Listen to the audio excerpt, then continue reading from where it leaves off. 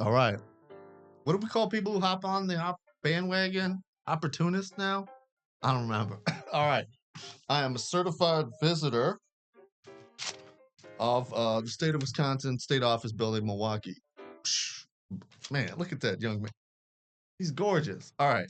Um, let me tell you this. I was just in the state office building for a hearing on from the Division of Hearings Appeals. If you don't know, this is the Teresa Falleron case. All of the Equal Rights Division ALJs or hearing examiners recused themselves because of their connection to Calvin Furman. So the hearing, they took some time, and it wasn't until my client contacted the governor and several state senators, the Department of Workforce Development finally decided to start getting this over to the Division of Hearings and Appeals. Even they made a bad contract, as we allege, and then even after they made a bad contract, they came to communicate. That's Pamela McGilvery communicated with the hearing examiner, and the hearing examiner didn't tell us. Okay, keeps you up to date. So we had a pre-hearing conference with that hearing examiner, and we'll have to see if we get the recording to that, how that went. But there's something I want to say. We went to the third floor of the state office building in Milwaukee, and I looked around, and that was some COVID dust. You looked in these rooms, there was nothing was set up. You could tell that they had specifically cleaned one office. And somebody said, I'm pretty sure it was Deb, but they've got like Valentine's Day decorations, and you know they got Valentine's Day. I said they must have just put those up. So we go up to there? They're giving us a hard. Nobody goes up to the division hearings and appeals. I'm like, you might want to call ahead because I got this notice and everything. So division hearing appeals forgot to notify the private security guards. That's cool. Private security guards, by the way, are cool.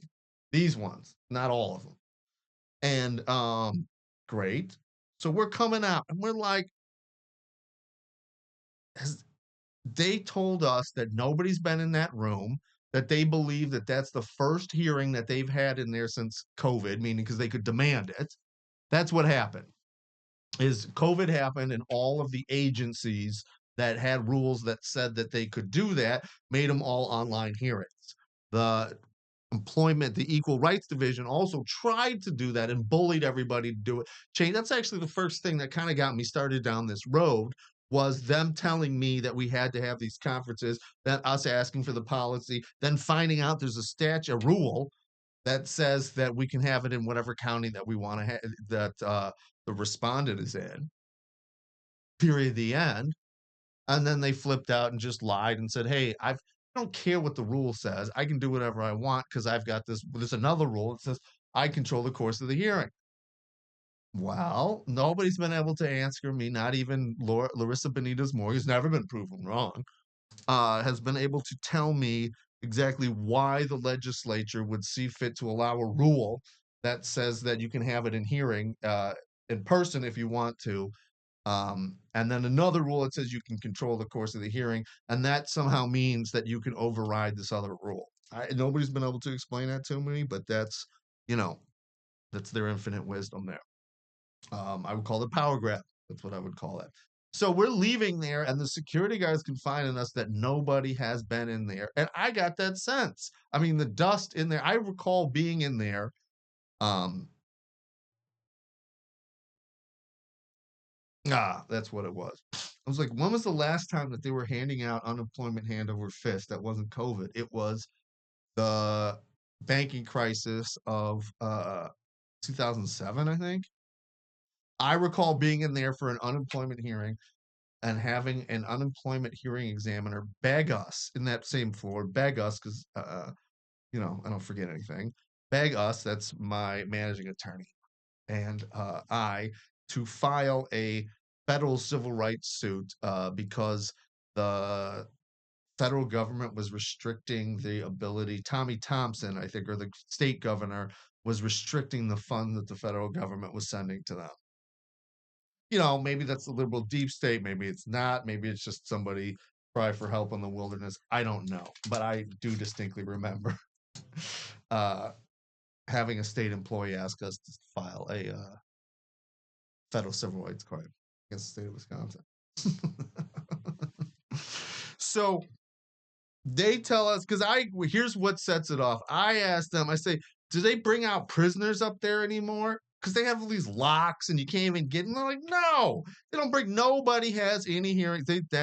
They tell us, and I'm sorry, guys, but the people of the state of Wisconsin need to know about it, that the whole building is empty, which we saw that at the GEF1 down in Madison. The whole building was empty. And we just saw Rusty Lang gaslight Debbie Keither about that. What was that called? Customer Service Masterclass. The whole building is empty here. And I'm going to put it like this, and I'm going to stop. This is something that I think we need to stop doing here. I'm going to stop appealing to right or to the left or any of those things, because those labels don't seem to matter at all anymore. Blue lights. In theory, I'm in control of that at some point. Maybe I'll find the button again. My biannual button finding. But I'm clearly a Democrat. All right.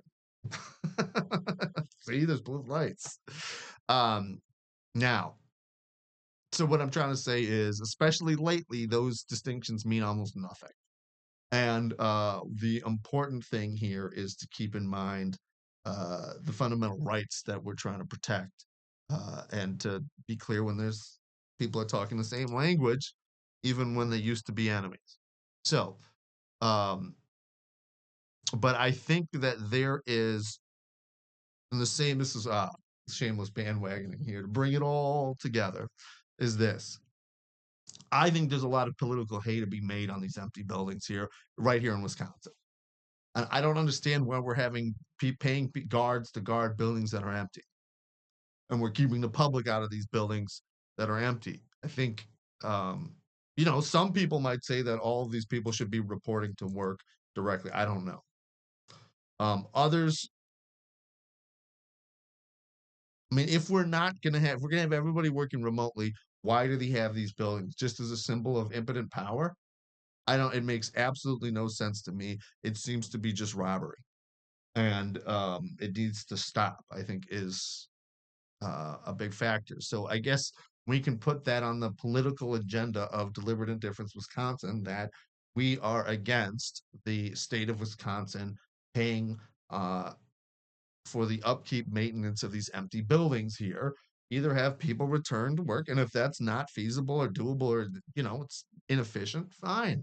I'm not saying that it is. What I'm saying is, I don't feel like paying for buildings that are empty, and which is clearly, and to be told that it's a secret. That makes me upset. There really should be no secrets in the state government. There is no military necessity. There is just the health, safety, and welfare of the citizens of that state. And if there's anything we uncover on this channel, when we see it, we report on it, is abuse, fraud, and mismanagement on the areas of health, welfare, and safety.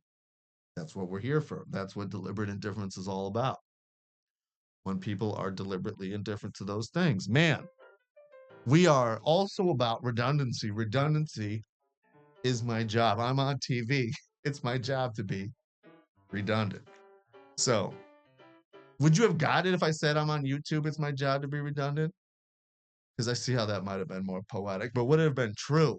Want to ask oneself. All right, well, when you got nothing but nonsense, it's time to say thanks for sticking with us. We'll keep you informed.